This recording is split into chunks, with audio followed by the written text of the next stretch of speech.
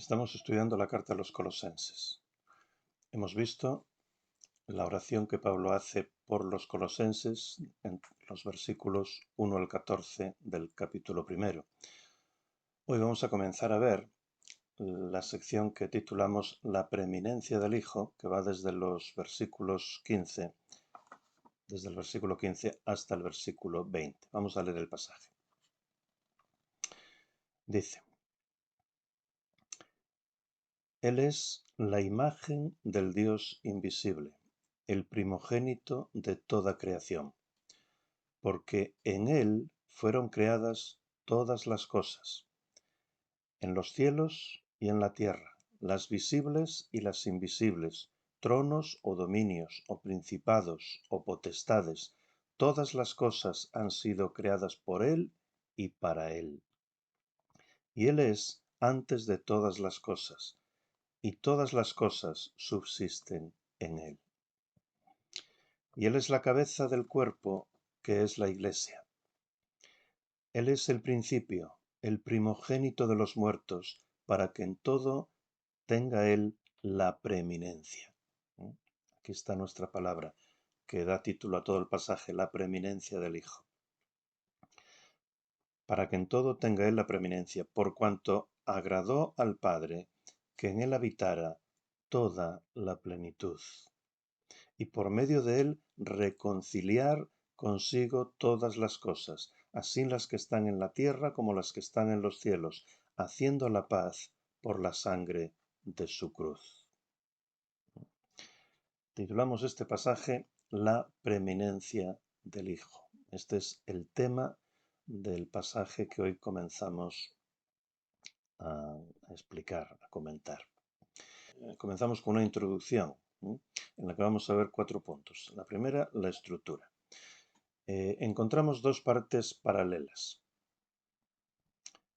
que son la preeminencia del Hijo como el Creador, la preeminencia del Hijo en la creación, versículos 15 al 17, y luego, a continuación, versículos 18 al 20, la preeminencia del Hijo en la salvación o en la redención o en la nueva creación que es su Iglesia. Y vemos aquí también, en estas dos partes, un paralelismo de idea y de forma, en la que aparecen las mismas expresiones y en la misma secuencia. Vamos a verlas en el texto. El versículo 15 comienza diciendo: Él es la imagen del Dios invisible. Y el 18, Él es la cabeza del cuerpo. La primera. La segunda, versículo 15, el primogénito de toda creación. Versículo 18, el primogénito de los muertos. El tercer paralelismo, versículo 16, porque en él fueron creadas, versículo 19, por cuanto agradó al Padre que en él habitara. Y el último paralelismo, versículo 16, porque en él fueron creadas todas las cosas, en los cielos y en la tierra. Y versículo 20, y por medio de él reconciliar consigo todas las cosas, así las que están en la tierra como las que están en los cielos. Así que encontramos entre ambas partes un paralelismo de idea y de forma. Jesucristo es preeminente en cuanto a su antigua creación, el universo, y a la nueva creación, que es la Iglesia. Él es preeminente en su antigua creación, el universo, incluido el ser humano, pues Él es su origen, su sustentador y su destino. Y Jesucristo también es preeminente en la nueva creación, que es la Iglesia. Digo nueva creación porque los creyentes hemos sido recreados en Cristo. Él es preeminente en la nueva creación que es su Iglesia porque Él es su origen, su sustentador y su destino. Cristo es el preeminente en todo. En segundo lugar, dentro de nuestra introducción, segundo punto, la preeminencia del Hijo. Preeminencia significa grandeza, superioridad, supremacía, importancia, excelencia, todo suficiencia. Todo eso está incluido dentro de la palabra preeminencia. Jesucristo es el preeminente en todo. Jesucristo es, como dice en Isaías 57:15, el alto y sublime, el que habita la eternidad y cuyo nombre es el Santo. Él es el preeminente en la salvación y en el universo. Él es el preeminente en la creación y en la recreación que somos su iglesia. Jesucristo no solo es el creador, sino que también es el sustentador de todo, porque las leyes de la naturaleza no tienen una existencia independiente de Cristo, sino que fueron establecidas por Cristo y son sustentadas por Él también. Es posible hablar de leyes de la naturaleza porque Jesucristo se deleita en el orden, no en la confusión y el caos. Tercer punto de nuestra introducción. ¿Qué conexión existe entre la oración anterior, los versículos 1 al 14, y esta parte? Pues al insistir tan fuertemente aquí en la grandeza de Cristo, este pasaje significa que Él es capaz de dar a los colosenses todas aquellas cosas que Pablo pidió para ellos en su oración en los versículos 1 al 14. Semejante seguridad era necesaria, ya que el apóstol había pedido no pequeñas cosas, sino nada menos que un conocimiento claro y pleno de la voluntad de Dios. Había pedido para ellos toda sabiduría y entendimiento espiritual. Había pedido fructificación en toda buena obra y toda fuerza, de tal manera que pudieran ejercer toda clase de paciencia y longanimidad. Pues todo eso que había pedido Pablo para los colosenses, se lo había pedido al preeminente, al Todopoderoso. Los colosenses tenían que recordar que esto se lo había pedido al preeminente de la creación, al preeminente en la salvación, al que tiene toda la autoridad en el cielo y en la tierra. ¿Por qué? Porque Él, Jesucristo, es Dios mismo. Y cuarto punto en nuestra introducción, en cuanto a la relación o qué relación tiene este pasaje con la herejía de Colosas, que era el motivo por el que Pablo escribió esta carta a los colosenses. Pues decir que aquí está la esencia y la clave del enfrentamiento de Pablo con los herejes de Colosas, los cuales amenazaban a la Iglesia proclamando la insuficiencia de Cristo en la salvación y en la vida cristiana. Así, lo que hace este pasaje es ensalzar sobremanera a Jesucristo. Ensalza a su persona, ensalza su obra, ensalza su revelación, su suficiencia, su preeminencia en todo, en la creación, en la salvación y en la santificación. ¿Por qué? Porque Él es Dios mismo. Él es el Todopoderoso. Él es el Pantocrátor en griego y también en español. Y Él es el Shaddai, el Todopoderoso en hebreo. Pantocrátor, por cierto, es una palabra, digo que también es una palabra española, porque la RAI la define y dice que en el arte bizantino y románico es la representación del Salvador sentado, bendiciendo y encuadrado en una curva encerrada en forma de almendra. El Señor Jesucristo es el Todopoderoso, el Pantocrátor, el Shaddai. Y pasamos al primer punto, a la primera parte de nuestro texto, la preeminencia del Hijo en la creación. Pero aquí encontramos como una introducción. Dice, Él es la imagen del Dios invisible. Casi podríamos dividir este pasaje en tres partes. La relación del Hijo con Dios, que es lo que vamos a ver hoy. Él es la imagen del Dios invisible. A continuación veríamos la relación del Hijo con la creación y finalmente la relación del Hijo con la salvación o con la redención o con la nueva creación que es la Iglesia. Hoy vamos a ver simplemente esta primera parte. Él es la imagen del Dios invisible.